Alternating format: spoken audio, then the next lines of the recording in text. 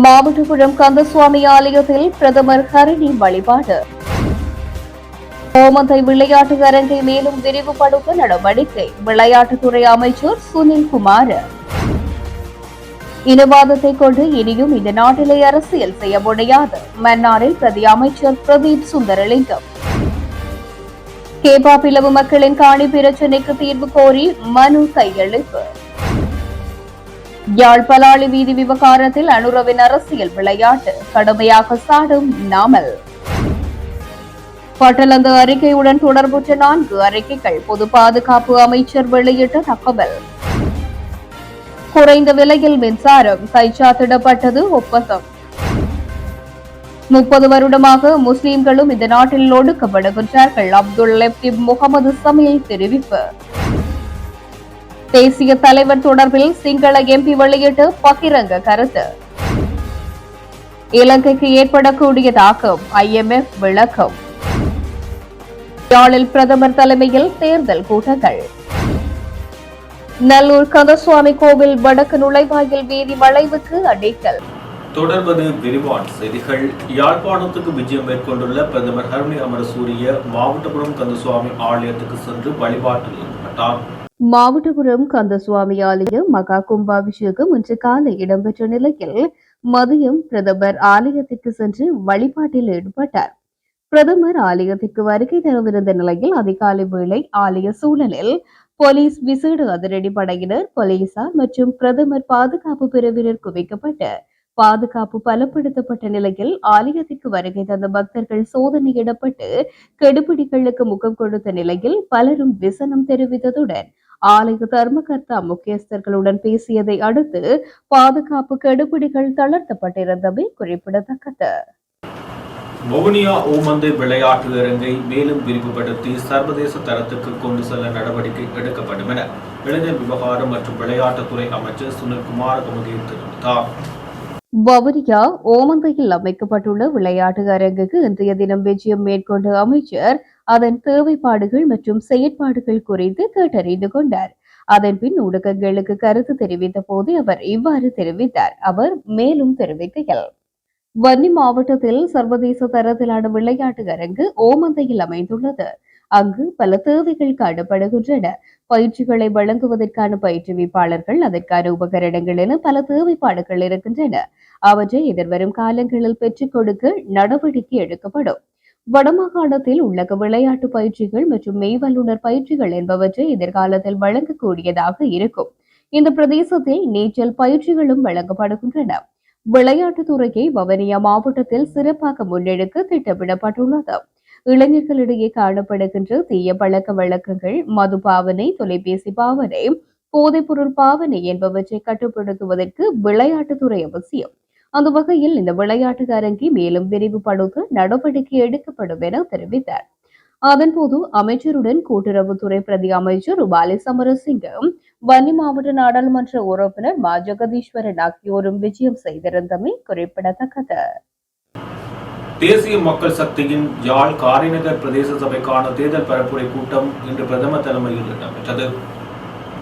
இன்றைய தினம் பிற்பகல் காரைநகர் கதிர்காப்பு சுவாமி முருகன் கோவில் பகுதியில் பிரதமர் ஹரிணி அமரசூரிய தலைமையில் குறித்த கூட்டம் நடைபெற்றது.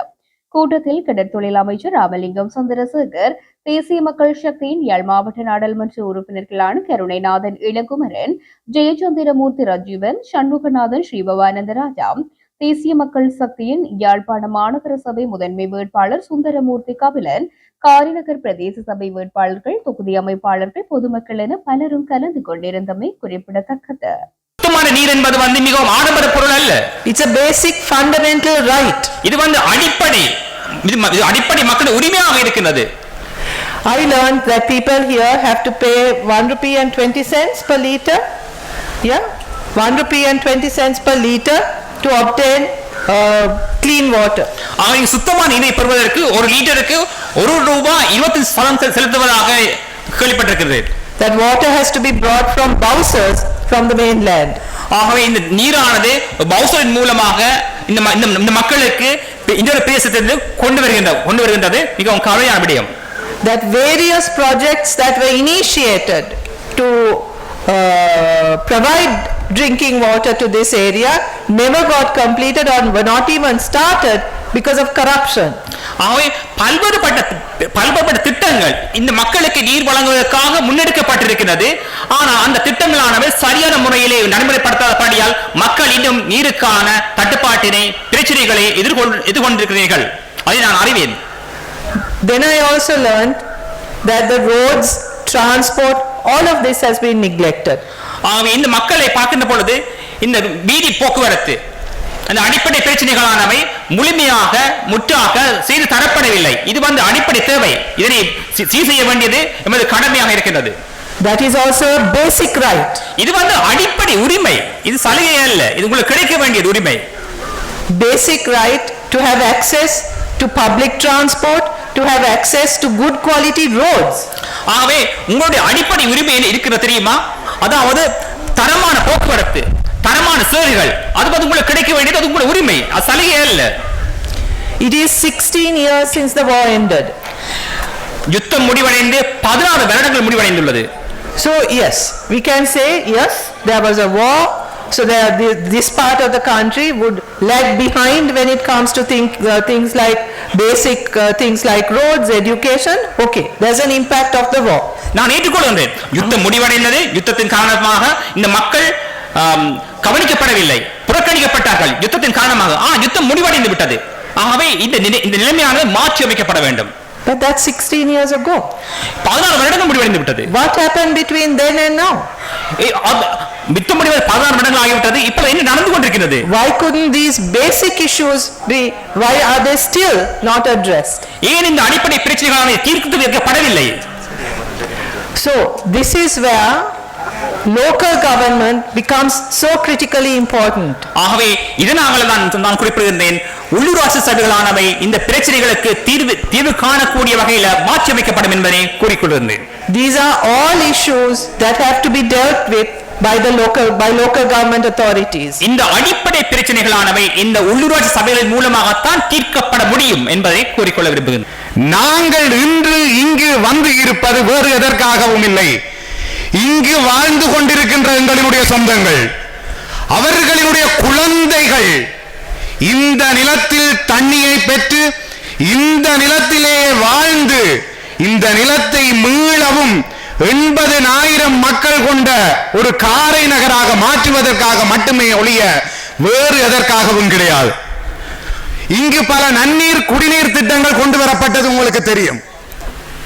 கொண்டு வரப்பட்டது, ஆனால் தட்டி கழிக்கப்பட்டன. இந்த காரை நகரினுடைய மக்கள் தான் யாழ்ப்பாண நகரத்தினுடைய மிக பெரும் பணக்காரர்கள். ஓமா இல்லையா? ஓமா இல்லையா? நிச்சயமாக இந்த நாட்டினுடைய மிக பெரும் பணக்காரர் காரை நகரை சேர்ந்தவர்கள். வெளிநாடுகளில் இருப்பவர்களில் பணம் படைத்தவர்கள் காரை நகரை சேர்ந்தவர்கள். காரை நகரினுடைய ஆலயங்கள் ஒவ்வொன்றினுடைய திருவிழாக்களும் அவ்வளவு அழகானவை. ஆனால் இந்த மக்களினுடைய வாழ்வியல் மட்டும் ஏன் இந்த உடைந்து போன வீதிகளிலும் ஒட்டி திரிகின்ற இந்த ஆடு மாடுகளுடன் இருக்க வேண்டும்? அதனால் தான் நாங்கள் உங்களிடம் கேட்கின்றோம், அபிவிருத்திக்காக மட்டும் எங்களுக்கு வாக்களியுங்கள். அரசியல் செய்ய நாங்கள் வரவில்லை. ஏனென்றால் அரசியலை எங்களிடம் நீங்கள் தந்துவிட்டீர்கள். ஒரு ஜனாதிபதி 159 பாராளுமன்ற உறுப்பினர்களை தந்து ஒட்டுமொத்த அரசியலையும் எங்களுக்கு தந்திருக்கின்றீர்கள். உள்ளூராட்சியின் வழி நாங்கள் கேட்பது அரசியல் அல்ல, அபிவிருத்தி மட்டும். முன்னாள் ஜனாதிபதி ரணில் விக்ரமசிங்கவிடம் லஞ்சம் அல்லது ஊழல் பற்றிய சான்றிதழ்களை புலனாய்வு செய்வதற்கான ஆணைக்குழு வாக்குமூலம் ஒன்றை பெற்றுக்கொள்ள உள்ளதாக அறிவித்துள்ளது. இந்த வாக்குமூலம் பெற்றுக் கொள்வதற்காக ஆணைக்குழுவுக்கு வருகை தருமாறு ரணில் விக்ரமசிங்கவுக்கு எழுத்து மூலம் அறிவிக்கப்பட்டுள்ளது. நாடாளுமன்ற உறுப்பினர் சாமர சம்பத்நாயக்கவுக்கு எதிரான ஊழல் மோசடி வழக்கு தொடர்பில் இவ்வாறு வாக்குமூலம் ஒன்று பெற்றுக் கொள்ளப்பட உள்ளதாக தெரிவிக்கப்படுகின்றது. இது தொடர்பில் நேற்றைய தினம் ரணில் விக்ரமசிங்க ஊடகங்களுக்கு வெளியிட்டிருந்த கருத்துக்கள் தொடர்பில் விசாரணை நடத்துவதற்காக இந்த அழைப்பு விடுக்கப்பட்டுள்ளதாக லஞ்சம் அல்லது ஊழல் பற்றிய சான்றிதழ்களை புலனாய்வு செய்வதற்கான ஆணைக்குழு தெரிவித்துள்ளது. இந்த சம்பவங்களுடன் ஒரு சந்தர்ப்பத்தில் முன்னாள் ஜனாதிபதி ரணில் தொடர்பு பட்டிருப்பது நேற்றைய ஊடக அறிக்கை மூலம் தெரிய வந்துள்ளதாக ஆணைக்குழு சுட்டிக்காட்டியுள்ளது. இதன் அடிப்படையில் குறித்த கடிதத்தை ஆணைக்குழுக்கு முன்னாள் ஜனாதிபதி ரணிலுக்கு அனுப்பி வைத்துள்ளது. எதிர்வரும் 17ஆம் தேதி முற்பகல் 9:30 மணிக்கு ஆணைக்குழுவில் முன்னிலையாகுமாறும் அறிவிக்கப்பட்டுள்ளது. இதேவேளை முன்னாள் ஜனாதிபதி ரணில் விக்ரமசிங்கே பாராளுமன்ற உறுப்பினர் சாமர சம்பத் தசநாயக்க குறித்து தான் தெரிவித்த கருத்து தொடர்பில் லஞ்ச ஒழிப்பு ஆணைக்குழுவில் ஆஜராக தயாராக இருப்பதாக தெரிவித்துள்ளார். ரணிலை ஏப்ரல் 17ஆம் தேதி லஞ்ச ஒழிப்பு ஆணைக்குழுவில் ஆஜராகுமாறு லஞ்ச ஒழிப்பு ஆணைக்குழு அழைப்பு விடுத்ததற்கு பதிலளிக்கும் வகையிலேயே அவர் இதனை தெரிவித்திருக்கின்றார். முல்லைத்தீவு கோப்பாப்பிளவில் ராணுவத்தினர் வசமுள்ள தமது சொந்த காணிகளை விடுவிக்குமாறு கோரி கிராம மக்கள் இன்று மாவட்ட செயலகத்துக்கு சென்று அரசாங்க அதிபரிடம் மனு ஒன்றை கையெழுத்தினர். தமது காணிகளை விரைவில் விடுவிக்க கோரி கிராம மக்கள் முல்லைத்தீவு மாவட்ட அரசாங்க அதிபரிடமும் உயர் அதிகாரிகளிடமும் கடந்த வருடம் மனு ஒன்றினை கையளித்திருந்தனர். அதற்கு தீர்வுகள் கிடைக்கப்பெறாத நிலையில் நேற்றைய தினம் கேப்பாப்பிளவு மக்கள் ஜனாதிபதி செயலகத்துக்கு சென்று ஜனாதிபதியினுடைய சிரேஷ்ட உதவி செயலாளரை சந்தித்து கலந்துரையாடிய போது தமது காணிகளை விடுவிப்பது தொடர்பில் ஆவணங்கள் நம்மிடம் கிடைக்கவில்லை என கூறியிருந்தனர். இதனை அடுத்து இன்றைய தினம் கேப்பாப்பிளவு மக்கள் முல்லைத்தீவு மாவட்ட அரசாங்க அதிபர் ஆனா உமா மகேஸ்வரனிடம் ஜனாதிபதி செயலகத்தில் கூறப்பட்ட விடயங்களை கூறி அரசு அதிபரிடம் புதிய மனு ஒன்றை கையளித்துள்ளனர். இதன்போது முல்லை மாவட்ட அரசு அதிபர் கேப்பாப்பிளவு காணி தொடர்பாக ஜனாதிபதி செயலகத்துக்கு தன்னால் அனுப்பி வைக்கப்பட்ட மனுவையும் அதற்கான பதில் கடிதத்தையும் கேப்பாப்பிளவு மக்களுக்கு காண்பித்து அது தொடர்பாக தெளிவுபடுத்தியிருந்தார். கேப்பாப்பிளவு மக்களின் ஒரு பகுதியினரின் காணிகள் விடுவிக்கப்பட்ட போதிலும் பாடசாலை, ஆரம்ப சுகாதார நிலையம், ஆலயங்கள், தேவாலயம், பொதுநோக்கு மண்டபம் உள்ளிட்ட மக்களின் குடியிருப்புகள் இன்றும் ராணுவ கட்டுப்பாட்டிலேயே இருந்து வருகின்றது. குறிப்பாக மக்களின் பயன் தரு தென்னை மரங்கள் பல குறைந்த காணியிலேயே காணப்படுகின்றன. 62 நபர்களின் 171 ஏக்கர் காணிகள் தற்போது விடுவிக்கப்படாது இருப்பதாகவும் மக்கள் தெரிவிக்கின்றனர். பல வருட காலமாக தாம் தமது காணிகளை இழந்து சிரமங்களுக்கு மத்தியில் வாழ்வதாகவும் பல போராட்டங்கள் செய்தும் இதுவரை தீர்வு இல்லை என்றும் தமது காணிகளை விரைவில் விடுவிப்பதற்கு அரசாங்கம் நடவடிக்கை எடுக்க வேண்டும், தவறினால் மீண்டும் தொடர் போராட்டங்களில் ஈடுபட உள்ளோம் என தெரிவித்திருந்த நிலையிலேயே இன்று மனு கையளிக்கப்பட்டுள்ளது. அதோடு எதிர்வரும் 26ஆம் தேதி ஜனாதிபதி அனுரகுமார திசாநாயக்க முல்லைத்தீவு புதுக்குடியிருப்புக்கு வருகை தர இருப்பதனால் அவரிடமும் கேப்பாப்பிளவு மக்கள் மனு ஒன்றினை கையளிக்க இருப்பதும் குறிப்பிடத்தக்கது. வடக்கு மக்களின் உணர்ச்சிகளுடன் மோசமான அரசியல் விளையாடுவதை தேசிய மக்கள் சக்தி நிறுத்த வேண்டும் என பொதுஜன பெரமுன கட்சியின் பாராளுமன்ற உறுப்பினர் நாமல் ராஜபக்ச தெரிவித்துள்ளார். தனது உத்தியோகபூர்வ எக்ஸ் தளத்தில் வெளியிட்டுள்ள பதிவிலேயே அவர் மேற்கண்டவாறு குறிப்பிட்டுள்ளார். குறித்த பதிவில் அவர் மேலும் கடும் கட்டுப்பாடுகளுடன் யாழ்ப்பாணத்தில் பலாலி சாலையை திறக்க அரசாங்கம் எடுத்த நடவடிக்கை உண்மையிலேயே கவலை அளிக்கின்றது. பாதுகாப்பு அச்சுறுத்தல்கள் காரணமாக சாலை மூடப்பட்டிருந்தாலும் எந்த ஒரு பாதுகாப்பு சரிபார்ப்பையும் பெறாமல் அரசாங்கம் அதை மீண்டும் திறந்துள்ளது என்பது தெளிவாக தெரிகின்றது. எனவேதான் கடுமையான கட்டுப்பாடுகள் விதிக்கப்பட்டுள்ளன. அனைத்து அச்சுறுத்தல்களையும் புறக்கணித்து தேர்தலுக்கு முன்பு வாக்குகளை பெறுவதற்கான மற்றும் ஒரு நடவடிக்கையாக இது தெரிகின்றது. மேலோட்டமான விடயங்களை செய்வதன் மூலம் மக்களை தவறாக வழிநடத்த வேண்டாம் என்றும் வாக்குகளை வெல்வதை மட்டுமே நினைத்து நாட்டின் பாதுகாப்பை முதன்மைப்படுத்த வேண்டும் என்று நான் அரசாங்கத்தை கேட்டுக் கொள்கின்றேன். சாலை திறக்கப்பட வேண்டுமானால் அது முழுமையான பாதுகாப்பு சரிபார்ப்புகளுக்கு பிறகு செய்யப்பட வேண்டும். மேலும் பொதுமக்களின் பாதுகாப்பை மனதில் கொண்டு அனைத்து தடைகளும் இல்லாமல் திறக்கப்பட வேண்டும் என்றும் குறிப்பிட்டுள்ளார். பட்டளந்து விசாரணை ஆணைக்குழு அறிக்கையை போன்று அதனுடன் இணைந்த 4 பிரதான அறிக்கைகளை அடிப்படையாக கொண்டு உரிய நடவடிக்கைகள் எடுக்கப்படும் என பொதுமக்கள் பாதுகாப்பு மற்றும் பாராளுமன்ற அலுவலர்கள் அமைச்சர் ஆனந்த விஜயபால தெரிவித்துள்ளார். நாடாளுமன்றத்தில் நேற்றைய தினம் நடைபெற்ற பட்டளந்து விசாரணை ஆணைக்குழுவின் அறிக்கை மீதான விவாதத்தில் உரையாற்றுகையிலேயே அவர் மேற்கண்டவாறு குறிப்பிட்டார். மேலும் கூறுகையில், பட்டளந்த விவகாரத்தில் ஒரு சில விடயங்களை மாத்திரம் குறிப்பிட்டுக் கொண்டு ஒட்டுமொத்த சம்பவத்தையும் மறக்க முடியாது. 1982ஆம் ஆண்டு காலப்பகுதியில் வடக்கு மக்களின் தேர்தல் உரிமை கொள்ளையடிக்கப்பட்டு யாழ் நூலகம் தீக்கிரையாக்கப்பட்டது. இதன் பின்னரே 30 வருட கால யுத்தம் தோற்றம் பெற்றது. 1983ஆம் ஆண்டு கருப்பு ஜூலை கலவரம் தூண்டிவிடப்பட்டது. இதன் பின்னர் மக்கள் விடுதலை முன்னணி தடை செய்யப்பட்டது. ஜே.ஆர். ஜெயவர்தன பிரேமதாச அரசு இந்த நாட்டின் இளைஞர்களை படுகொலை செய்தது. இதில் பிரதான ஒன்றாகத்தான் பட்டளந்த சித்திரவதை முகாம் உள்ளது. எதிர்க்கட்சியின் உறுப்பினர்கள் இந்த சித்திரவதை முகாம் மற்றும் படுகொலையை நியாயப்படுத்த முயற்சிக்கின்றார்கள். பட்டலந்த விசாரணை ஆணைக்குழு அறிக்கையை போன்று அதனுடன் இணைந்து 4 பிரதான அறிக்கைகளை அடிப்படையாக கொண்டு உரிய நடவடிக்கைகள் எடுக்கப்படும். சமீபத்தில் முன்னாள் ராஜாங்க அமைச்சர் பிள்ளையானை குற்றப்புலனாய்வு துறையினர் கைது செய்தனர். அவர் தற்போது தடுப்பு காவலில் உள்ளார்.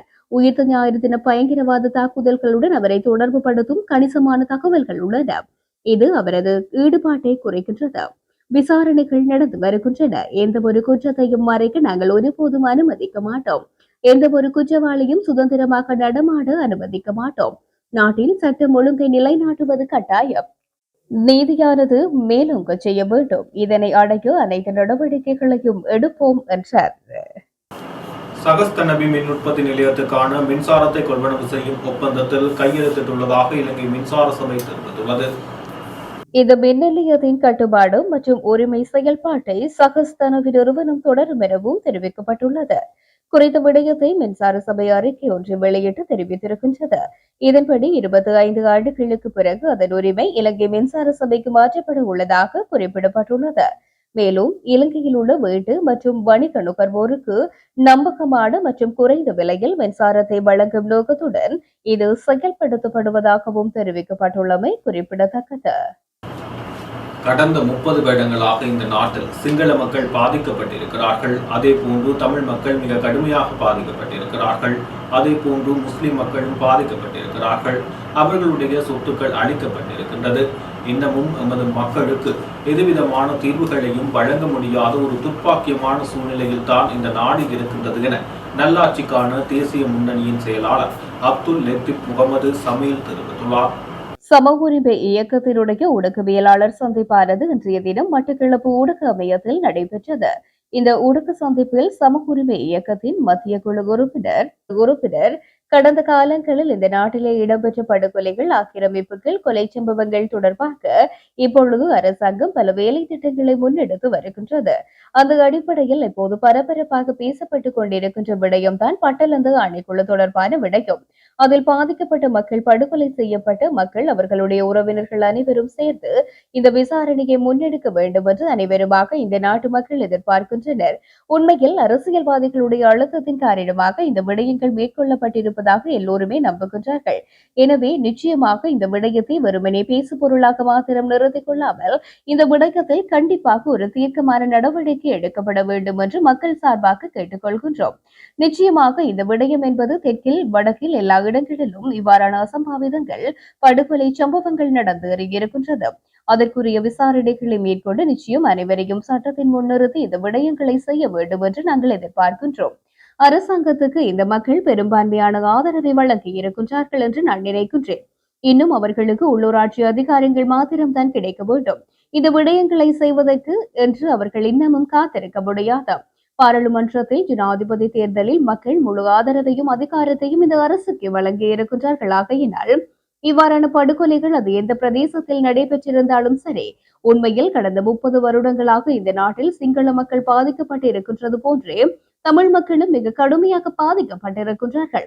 எனவேதான் புதிய அரசாங்கம் இதற்குரிய தீர்வுகளை பெற்றுத் தர வேண்டும். ஏனெனில் 3/2 பெரும்பான்மையை வைத்துக் கொண்டிருக்கின்ற இந்த பாராளுமன்றத்தில் இம்முறை இந்த அரசாங்கம் இதனை நிறைவேற்றாவிட்டால் எதிர்காலத்தில் இந்த அரசாங்கமும் எந்த வேலை திட்டங்களையும் செய்வார்கள் என்று எதிர்பார்க்க முடியாது என்றும் சம உரிமை இயக்கத்தின் அடிப்படையில் இந்த விடயங்களை உங்களிடத்தில் வேண்டிக் கொள்கின்றோம்.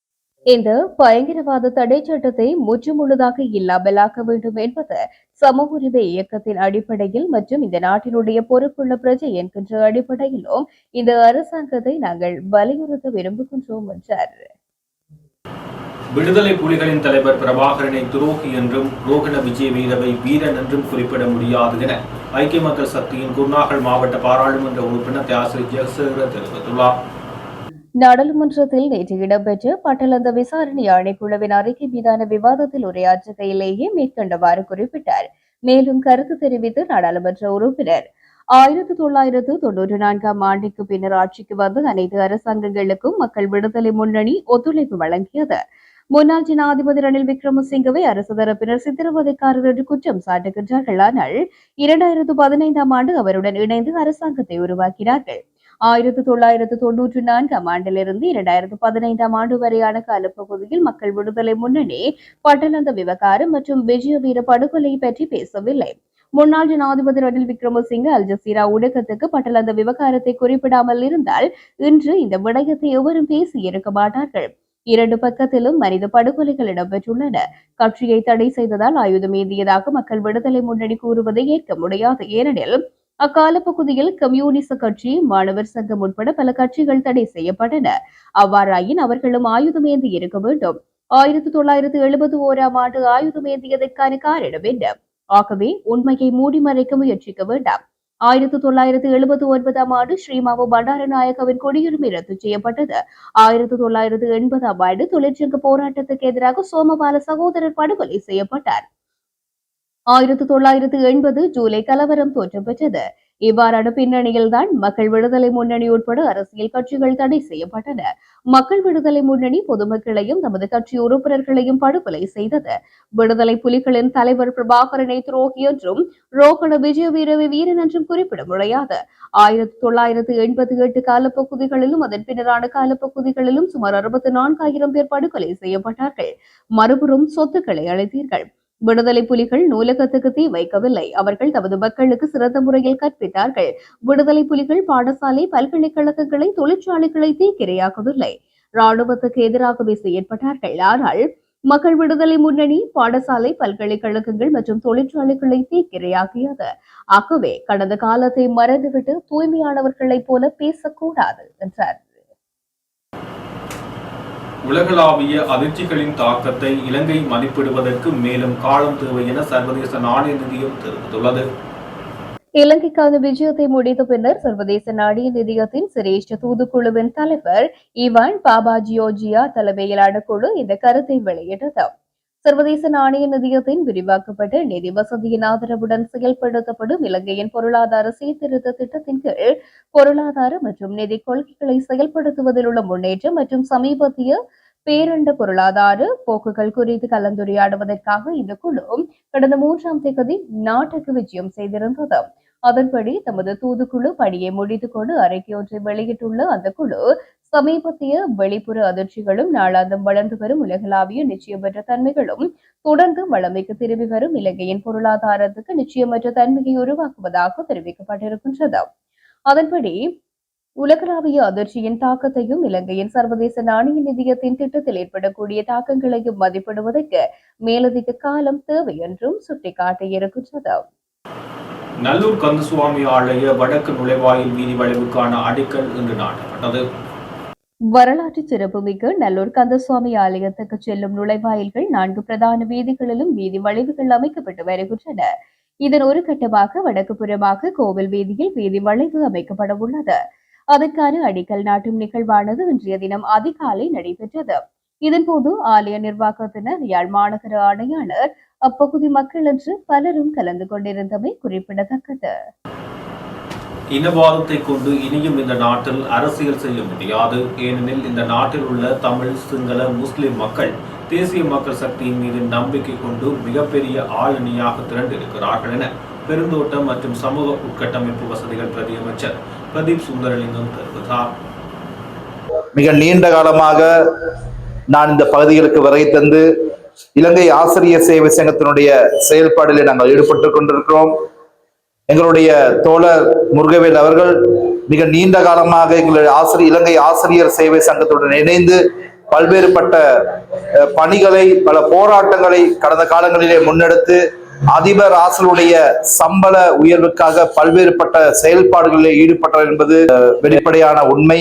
எனவே அன்பார்ந்த தோழர்களே, தோழியர்களே, இன்று நாட்டிலே பாரிய ஒரு அரசியல் மாற்றம் ஏற்பட்டிருக்கிறது. அதுதான் இதுவரை காலமும் ஆட்சி அதிகாரம் ஒரு சிலரின் கைகளில் மாத்திரம்தான் இருந்தது. உயர்ந்த வர்க்கம் என்று கூறிக்கொள்கின்ற அந்த வர்க்கத்தினிடம் மட்டும்தான் ஆட்சி அதிகாரம் காணப்பட்டது. 2024 ஆண்டு நடைபெற்ற ஜனாதிபதி தேர்தலிலே இந்நாட்டிலே தமிழ், சிங்கள, முஸ்லிம் அனைத்து மக்களும் இந்த நாட்டிலே சாதாரண மக்களிடம் இந்த ஆட்சி அதிகாரத்தை இலங்கை வரலாற்றில் முதல் முறையாக ஒப்படைத்திருக்கிறார்கள். இன்று நாட்டில் ஜனாதிபதியாக ஒரு விவசாயினுடைய மகன் இன்று நாட்டிலே ஜனாதிபதியாக இருக்கிறார். இன்று பாராளுமன்றத்திலே இதுவரை வரலாற்றில் வழங்கப்படாத மிகப்பெரிய அதிகாரத்தை தேசிய மக்கள் சக்தியிடம் கிட்டத்தட்ட 159 ஆசனங்களை மக்கள் வழங்கியிருக்கிறார்கள். மிகப்பெரிய அதிகாரம். சிலர் கேட்கலாம், இன்று அரசாங்கத்தை மாற்றிருக்கிறோம், ஜனாதிபதியை தெரிவு செய்ய இருக்கின்றோம், அரசாங்கம் மாறி 3 மாதங்கள் ஆகிவிட்டன, ஏன் இன்னும் திருடர்களை சிறையில் அடைக்கவில்லை என்று கேட்கிறார்கள். நாங்கள் தனிப்பட்ட ரீதியாக எந்த அரசியல்வாதிகள் மீதும் எங்களுக்கு கோபம் கிடையாது. ரணில் விக்ரமசிங்கே அவர்கள் மீதோ, ராஜபக்ச அவர்கள் மீதோ, அல்லது வேறு எந்த அரசியல் அவர்கள் மீதோ தனிப்பட்ட எங்களுக்கும் அவர்களுக்கும் எந்த விதமான கோபம் கிடையாது. அவருடைய ஆட்சி காலத்திலே இந்த நாட்டினுடைய சொத்துக்கள் சூறையாடப்பட்டன, மக்களுடைய நிதி தவறான முறையிலே பயன்படுத்தி அதன் மூலமாக அவர்கள் சொத்துக்களை குவித்தார்கள், கொலை கலாச்சாரத்திலும் ஈடுபட்டார்கள். கடந்த காலத்திலேயே ஆட்சி காலத்திலே அவர்கள் விசாரிக்கப்படாமல் முடக்கப்பட்டிருந்தது, சாட்சிகள் அளிக்கப்பட்டிருந்தது. இன்றுதான் இந்த ஆட்சியிலே எல்லா விதமான குற்றச்செயலுடைய விசாரணை சரியான முறையிலே நடைபெற்றுக் கொண்டிருக்கிறது. எனவே மிக விரைவில் அநீதியில் ஈடுபட்டவர்கள் நிச்சயமாக கைது செய்யப்பட்டு சிறையில் அடைக்கப்படுவார்கள். அவர்களுக்கு நிச்சயம் தண்டனை வழங்கப்படும். தேசிய மக்கள் சக்திக்கு மக்கள் எந்த அடிப்படையில் ஆணையை வழங்கினார்களோ, எந்த நம்பிக்கை அடிப்படையில் ஆட்சியை வழங்கினார்களோ, அதிலிருந்து ஒரு துளியளவும் நாங்கள் பின்வாங்க போவதில்லை. எனவே மக்கள் எதிர்பார்த்த உண்மையான மாற்றத்தையும் ஆட்சியும் தேசிய மக்கள் சக்தி மக்களுக்கு வழங்கும் என்பதை நாங்கள் நேரத்தில் கூறிக்கொள்ள விரும்புகிறேன். அன்பார்ந்த தோழர்களே, தோழியர்களே, அது மட்டுமல்லாது இவ்வளவு காலமும் நாட்டிலே இனவாதத்தை தூண்டி, மதவாதத்தை தூண்டி மக்களிடம் வாக்குகளை பெற்றுக் கொண்டார்கள். ஒரு பக்கம் தென்னிலங்கையில் சிங்கள மக்களிடம் சென்று அங்கு ஒரு கதையை கூறி இனவாதத்தை தூண்டி சிங்கள மக்களுடைய வாக்குகளை பெற்றுக் கொண்டார்கள். இன்னொரு பக்கம் தமிழ் மக்களிடம் சென்று அங்கு இனவாதத்தை தூண்டி தமிழ் மக்களோட வாக்குகளை பெற்றுக் கொள்கின்றார்கள். வேறொரு புறம் முஸ்லிம் மக்களிடம் சென்று முஸ்லிம் இனவாதத்தை தூண்டிவிட்டு அந்த மக்களுடைய வாக்குகளை பெற்றுக் கொண்டார்கள். ஆனால் இன்று நாட்டில் இருக்கின்ற தமிழ், சிங்கள, முஸ்லிம் அனைத்து மக்களும் ஒரு உண்மையை புரிந்து கொண்டிருக்கிறார்கள். இனி அரசியல்வாதிகளுக்கு அதிகாரத்தை கைப்பற்றுவதற்காக இனவாதத்தை கொண்டு தமிழகத்தில் வசிக்கும் இலங்கை தமிழ் எதிரிகள் வைத்திருக்கும் அடையாள அட்டைகள் மோட்டார் வாகன பதிவுக்காக செல்லுபடியாகும் ஆவணமாக ஏற்றுக்கொள்வதென்று என தமிழக அரசு முடிவு செய்துள்ளது. தமிழகத்தில் வசிக்கும் இலங்கை தமிழ் எதிரிகள் வைத்திருக்கும் அடையாள அட்டைகளை மோட்டார் வாகன பதிவுக்கான செல்லுபடியாகும் ஆவணமாக ஏற்றுக்கொள்வதென்று தமிழக அரசு முடிவு செய்துள்ளது. இது தொடர்பாக போக்குவரத்து ஆணையாளர், பிராந்திய போக்குவரத்து அதிகாரிகள் மற்றும் மோட்டார் வாகன ஆய்வாளர்களுக்கு ஒரு சுற்றறிக்கையை வெளியிட்டுள்ளனர். இதன்படி வாகன பதிவு செய்வதற்கான செல்லுபடியாகும் ஆவணமாக தமிழக அரசால் வழங்கப்பட்ட அடையாள அட்டையை வைத்திருக்கும் இலங்கை தமிழர்களை ஏற்றுக்கொள்ள வேண்டும் என்று அதிகாரிகளுக்கு அறிவுறுத்தப்பட்டுள்ளது. இத்துடன் ஜெஃப்னா கேலரியின் இரவு நேர பிரதான செய்திகள் நிறைவு பெறுகிறது. மேலும் செய்திகளை அறிந்து கொள்ள நமது இணையதள பக்கமான www.jeffnagallery.lk என்ற இணையதளத்துடன் இணைந்திருங்கள்.